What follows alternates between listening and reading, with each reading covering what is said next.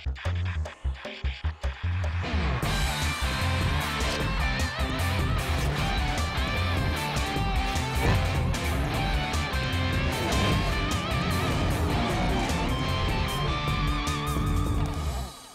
আমন্ত্রণ খেলাধুলা নিয়ে ইন্ডিপেন্ডেন্ট টেলিভিশনের নিয়মিত আয়োজন যত খেলায় আপনাদের সাথে আছি সাইদ সাদিয়া। শুরুতেই জানাবো শিরোনামগুলো। ব্যস্ত সূচিতে পুলের ক্রিকেটার বাড়াবে বিসিবি, নিক্সন লুইসের একজন হবেন টাইগার ব্যাটিং পরামর্শ।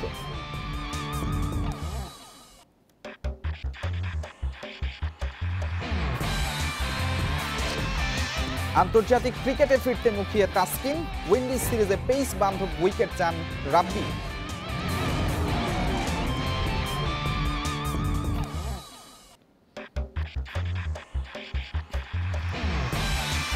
ট্যালেন্ট হান্ট কার্যক্রমকে পূর্ণতা দিতে হচ্ছে বিশেষ একাডেমি, আরামবাগে থাকার ব্যবস্থা করবে বাফুফে।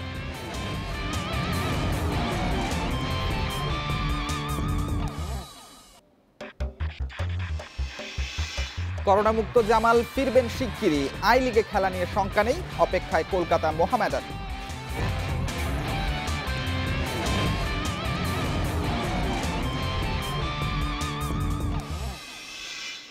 আগামী 2 বছর আন্তর্জাতিক ক্রিকেটে টাইগারদের ব্যস্ত সূচি। টানা 2 টি-20 বিশ্বকাপের জন্য নিতে হবে প্রস্তুতি, ক্লান্তি, চোট সমস্যা, অফ ফর্ম সব মিলিয়ে পুলের আকার বড় করা জরুরি।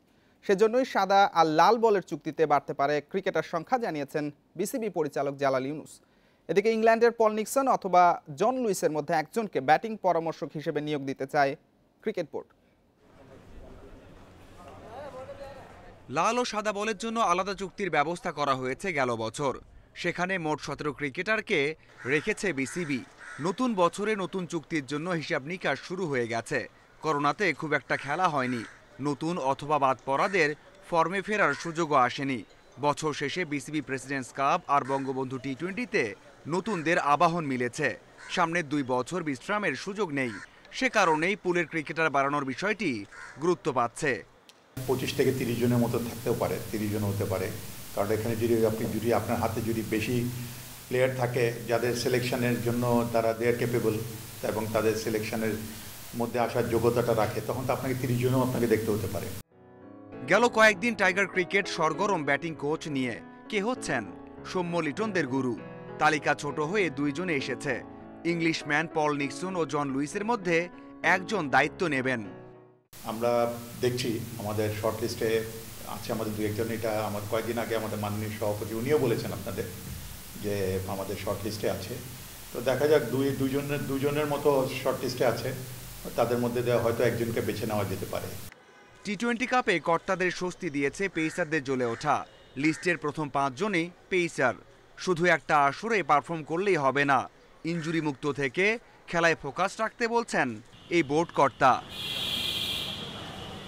Mazharul Islam, independent news.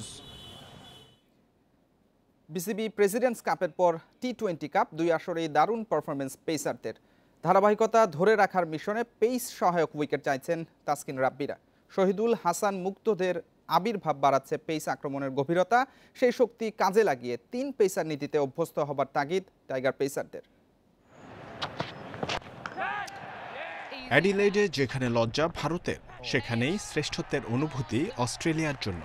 Aussie পেসারদের নৈপুণ্যে মন্ত্রমুগ্ধ সবাই। অভিজাত ফরম্যাটে সাফল্যের পূর্বশর্ত এটাই, শক্তিশালী পেস অ্যাটাক।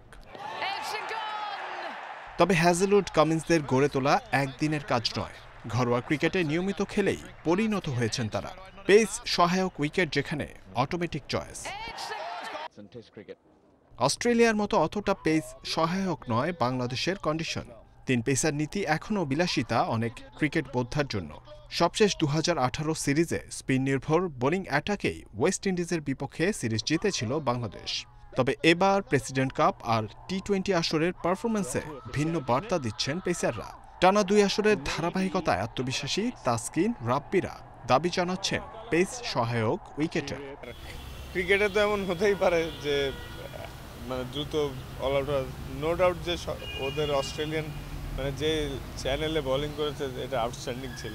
যদি আমরা রেজাল্টের দিকে চিন্তা করি সেক্ষেত্রে সব দেশই চাবে তাদের নিজেদের শক্তিশালী জায়গাগুলোতে, যেমন বাংলাদেশের উইকেট অথবা ইন্ডিয়ার উইকেট, তারা যদি স্পিনিং উইকেট বানায় সেক্ষেত্রে তো স্পিনাররা বেশি খেলবে। তবে আমি মনে করি যে ডেভেলপের জন্য, পেস বোলার ডেভেলপের জন্য বাংলাদেশেও পেস বোলিং উইকেট বানানো উচিত এবং বেশি বেশি পেস বোলার খেলানো উচিত টেস্টে।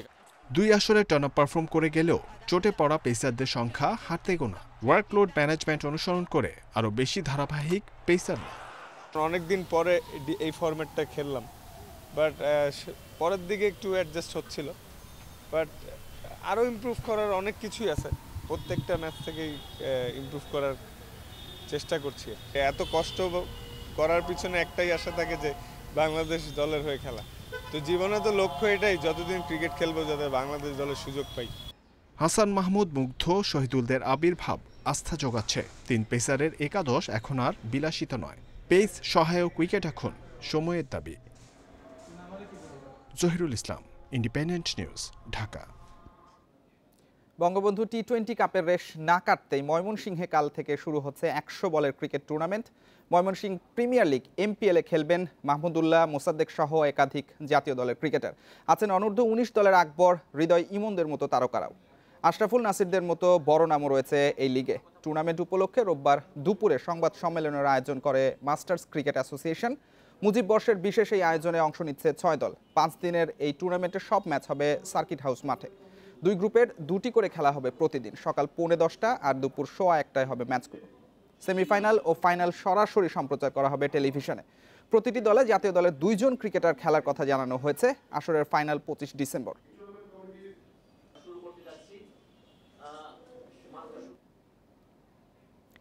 আগের ফুটবল একাডেমি পুরোপুরি আলোর মুখ দেখার আগেই নতুন পরিকল্পনা বাফুফে সভাপতির। বাফুফে ভবনের আশেপাশের 3টি মাঠ আর প্রস্তাবিত জিমের ওপর ভিত্তি করে আরেকটি একাডেমির ভাবনা কাজী সালাউদ্দিনের। খেলোয়াড়দের থাকার জন্য আরামবাগে 2টি ভবনও পরিদর্শন করেছেন তিনি। ফুটবল ডেভেলপমেন্ট নিয়ে হঠাৎ করেই বাফুফে একটু বেশি সিরিয়াস। গত কয়েকদিনের ব্যস্ততা ছিল জিম তৈরির কাজ শুরু নিয়ে। এবার কাজী সালাউদ্দিন বেরিয়েছেন ফুটবলারদের জন্য আবাসন স্থান খুঁজতে। বাফুফে ভবনের পাশে ফুটবল একাডেমি তৈরি, সভাপতির নতুন ভাবনা। বঙ্গবন্ধু স্টেডিয়াম, বাফুফে টার্ফ আর কমলাপুর মাঠকে আরও কার্যকরভাবে ব্যবহারের পরিকল্পনা। সঙ্গে জিম তৈরি আর আবাসন নিশ্চিত করা গেলেই 14 থেকে 18 বছরের 40 জনকে নিয়ে শুরু হবে বাফুফে ফুটবল একাডেমি। ডেভেলপমেন্ট কমিটির চেয়ারম্যান আমাকে বলেছে যে 40 জায়গায় থাকবে। তখন মানিক আমাকে বলে যে আমি যখন এই পারপাস নিয়ে জয়েন করেছি, আমার কাজটা কি, একটা একাডেমি স্টার্ট করা, জিমটা করে দেওয়া। সো সে পার্সোনালি ইন্টারেস্টে করছে, তো আমি ওকে অ্যাকচুয়ালি ওর বেবি, আমি মানিককে সাপোর্ট দিচ্ছি। এখন প্রশ্ন, তাহলে কি বন্ধ হয়ে যাচ্ছে বাফুফে একাডেমি নামে পরিচিত বেড়াইদেতে অবস্থিত একাডেমি? ডেভেলপমেন্ট কমিটির চেয়ারম্যান জানান, আগেরটা চলছে ফর্টিস গ্রুপের সঙ্গে যৌথ উদ্যোগে। দেশের ফুটবলের মান উন্নয়নে একাডেমির সংস্কৃতি গড়ার জন্য একাধিক একাডেমির ভাবনা। এই একাডেমিটাই হবে আসলে বাফুফের একাডেমি। আর এখানে আমরা যেটা বাছাই করে নেব, এখন প্রেসিডেন্ট সাহেব যেটা বললেন, আমরা 40 জনকে এখানে রাখবো, যাদেরকে আমরা ফুল টাইম ট্রেনিং, তারপরে তাদের ফিটনেস, তাদের কোচিং সব কিছু আমরা দেখব। কমলাপুর টার্ফে হয়েছে অনূর্ধ্ব 14 ট্যালেন্ট হান্ট কার্যক্রম, যা পরিচালনা করছে বাফুফে টেকনিক্যাল ডিরেক্টর পল স্মলি। এখান থেকে বাছাইকৃতরা সুযোগ পাবে বাফুফে একাডেমিতে। করোনার মধ্যেও 40 থেকে 45 জন এখানে এসেছে। এজন্য সবাইকে ধন্যবাদ। সবাই বেশ প্রতিভাবান, প্রশিক্ষণ পেলে ভালো করবে। বাফুফের এমন নড়েচড়ে বসাতে যদি দেশের ফুটবলের ভাগ্য বদলায়, সেটাই হবে সবচেয়ে বড় পাওয়া। Shamim Ahmed, independent news, Dhaka. করোনামুক্ত জামাল ভুঁইয়া শিগগিরই দেশে ফিরবেন। আই লিগে খেলতে উদ্গ্রীব হয়ে আছেন বাংলাদেশ অধিনায়ক। আর জামালকে পেতে অপেক্ষায় রয়েছে কলকাতা মোহামেডান। এ মাসের শেষ দিকে ক্যাম্পে যোগ দেবেন তিনি, জানিয়েছেন ক্লাবটির সচিব। বাংলাদেশ ফুটবলের সবচেয়ে বড় তারকা জামাল ভুঁইয়া এশিয়ান সার্কিটেও দারুণ জনপ্রিয়। ওপার বাংলাতেও এখন জামালের কদর বেড়েছে, ডাক পড়েছে আই লিগে। তাকে ভিড়িয়ে রীতিমতো রোমাঞ্চিত ছিল কলকাতা মোহামেডান। বিপত্তি বাধে বাংলাদেশের কাতার সফরে। বিশ্বকাপ বাছাইয়ের ম্যাচ খেলে সবাই ফিরলেও করোনা পজিটিভ জামালকে থেকে যেতে হয় সেখানেই। তাতে আই লিগে খেলা নিয়ে তৈরি হয় শঙ্কা। কর্তারা বিকল্প ভাবছেন, সেই খবরও জানিয়ে দেয় স্থানীয় গণমাধ্যম। তবে সপ্তাহ ঘুরতেই ভালো খবর, জামাল এখন সুস্থ, দ্রুতই দেশে ফিরবেন, এরপর যাবেন কলকাতায়। জামাল ভালো আছে, সে এখন পর্যন্ত আইসোলেশনে আছে। সে তার থাকা খাওয়া বা বোর্ডিং লজিং সকল কিছু টেক কেয়ার করা হচ্ছে ঠিকভাবে। সো খুব শীঘ্রই সে বাংলাদেশে আসবে, হয়তো আগামী 3-4 দিনের মধ্যেই সে বাংলাদেশে চলে আসবে এবং আসার পরে তার যে ক্লাবের সাথে সেটা দেশীয় ক্লাব হোক অথবা দেশের বাইরে ক্লাব হোক, সে তার ক্লাবের সাথে তার যে বিভিন্ন অ্যাক্টিভিটিস রয়েছে সেগুলোতে সে অংশগ্রহণ করবে। 26 ডিসেম্বর থেকে ক্যাম্প শুরু করবে কলকাতা মোহামেডান। সে অনুযায়ী জৈব সুরক্ষা বলয়ে ঢুকে যাবেন ফুটবলাররা। এশিয়ান কোটায় জামালের সার্ভিস পেতে মুখিয়ে সাদা কালো শিবির। আমাদের অল ইন্ডিয়া ফুটবল ফেডারেশনে কোয়ারেন্টাইনে ঢুকলে 7 দিন কোয়ারেন্টাইনে থাকতে হবে, তারপরে মাঠে নামতে হবে। 5 দিন এদিকে আর 7 দিন 12 দিন বাদে তার লোকে মাঠে দেখা যাবে। আজ থেকে 12 দিন থাকবে। 26 তারিখে টিম কোয়ারেন্টাইনে ঢুকছে। অল ইন্ডিয়া ফুটবল ফেডারেশনের প্রোটোকল অনুযায়ী যে আমাদের যে বায়ুভবনে রাখছে, 26 তারিখে টিম ঢুকবে, 3 তারিখ থেকে ট্রেনিং স্টার্ট হবে। আই লিগ শুরু 9 জানুয়ারি থেকে। প্রথম দিনে কলকাতা মোহামেডানের ম্যাচ সুদেভা ফুটবল ক্লাবের বিপক্ষে। সব ঠিক থাকলে ওই দিনই অভিষেক হয়ে যেতে পারে জামালের। সাইদ সাদি, ইন্ডিপেন্ডেন্ট নিউজ। 150 শাটলারের অংশগ্রহণে শুরু হয়েছে বঙ্গবন্ধু র্যাঙ্কিং ব্যাডমিন্টন টুর্নামেন্ট। উদ্বোধনী দিনে অনুষ্ঠিত হয় 50টি ম্যাচ। রোববার শহীদ তাজউদ্দিন আহমেদ ইনডোর স্টেডিয়ামে টুর্নামেন্টের উদ্বোধন করেন স্থানীয় সরকার, পল্লী উন্নয়ন ও সমবায় মন্ত্রী তাজুল ইসলাম। 5 দিনব্যাপী এই টুর্নামেন্টে 5টি ইভেন্টে 113 জন পুরুষ আর 29 জন নারী শাটলার অংশ নিচ্ছেন। খেলা হবে পুরুষ ও নারী সিঙ্গেলস, ডাবলস ও মিক্সড ডাবলস, মোট 5টি ইভেন্টে। টুর্নামেন্টের প্রাইজ মানি 4 লাখ টাকা।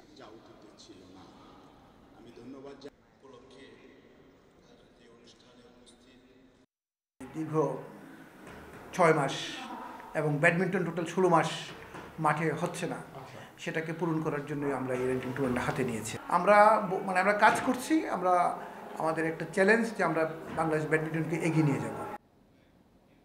লা লিগায় রাতে রিয়াল মাদ্রিদের ম্যাচ রাত 2টায়, চ্যাম্পিয়নদের পরীক্ষা এইবারের মাঠে। একই সময়ে ফ্রেঞ্চ লিগ 1-এ নামবে পিএসজি। এমবাপ্পেদেরও অ্যাওয়ে ম্যাচ, প্রতিপক্ষ লিলে। জিতলেই পয়েন্ট টেবিলের শীর্ষে উঠবে টুখেলের দল।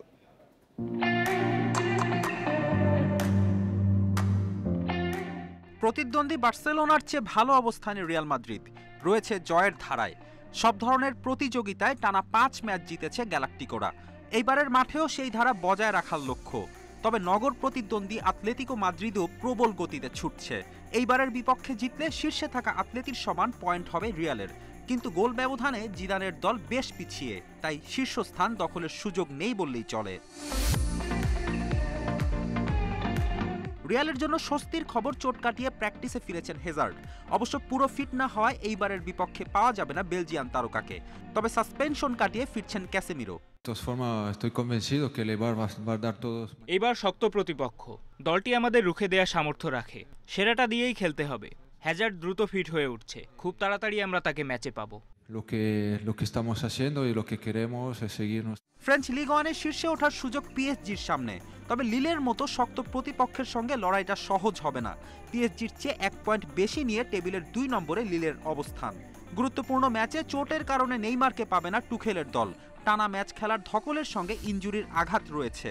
তারপরও জয়ের ব্যাপারে আত্মবিশ্বাসী টুখেল। যে বড় দলগুলো চ্যাম্পিয়ন্স লিগ খেলে তাদের টানা ম্যাচ থাকছে, এতে মানসিকভাবে একঘেয়েমি চলে আসে। এর সুবিধা পায় ঘরোয়া লিগের অন্য দলগুলো, যারা ইউরোপ শ্রেষ্ঠত্বের লড়াইয়ে নেই। তবে লিলের বিপক্ষে জয়ের ব্যাপারে আমরা আত্মবিশ্বাসী, যদিও জানি লড়াইটা সহজ হবে না। এদিকে সেরিয়াতে রাতে মাঠে নামবে নাপোলি। লাৎসিওর চ্যালেঞ্জ নিবে দলটি। 12 ম্যাচে 8 জয়, পয়েন্ট টেবিলের 5 নম্বরে অবস্থান নাপোলির। ফেরদৌস ইসলাম, ইন্ডিপেন্ডেন্ট নিউজ। গত রাতে আলো কেড়েছেন রোনালদো, লেভানডস্কি। সেরিয়াতে রোনালদোর জোড়া গোলে 4-0 ব্যবধানে জিতেছে ইউভেন্টাস। অন্যদিকে বুন্দেসলিগায় লেভানডস্কি করেছেন জোড়া গোল, তাতে লেভারকুসেনকে হারিয়ে শীর্ষে উঠে গেছে বায়ার্ন মিউনিখ। আগের ম্যাচে পেনাল্টি মিসের হতাশা ছিল পারমার বিপক্ষে দারুণ কামব্যাক রোনালদোর। দুর্দান্ত হেডে করেন প্রথম গোল। বিরতির পরপরই জোড়া পূর্ণ করে ম্যাচের ভাগ্য গড়ে দিয়েছেন পর্তুগিজ সুপারস্টার। এখন ইব্রাহিমোভিচ আর লুকাকুকে টপকে চলতি লিগের টপ স্কোরার CR7। অন্যদিকে ফিফা দ্য বেস্ট জয়ের পর আরও উজ্জীবিত লেভানডস্কি। পোলিশ তারকার নৈপুণ্যে কঠিন ম্যাচ জিতেছে বায়ার্ন। ঘরের মাঠে শুরুতে এগিয়ে যায় লেভারকুসেন। বিরতির আগে সমতা ফেরান লেভানডস্কি, আর ম্যাচের যোগ করার সময় জোড়া পূর্ণ করে দলকে তুলেছেন শীর্ষে।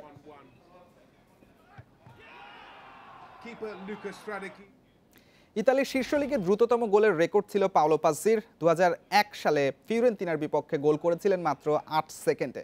এবার তাকে ছাড়িয়ে গেলেন রাফায়েল লেয়াও। সাসুওলার বিপক্ষে ম্যাচ শুরুর মাত্র 6 সেকেন্ডেই বল জালে পাঠিয়ে গড়েছেন ইতিহাস। এসি মিলান তরুণের দ্রুততম গোল দেখিয়ে শেষ করছে আজকের যত খেলা।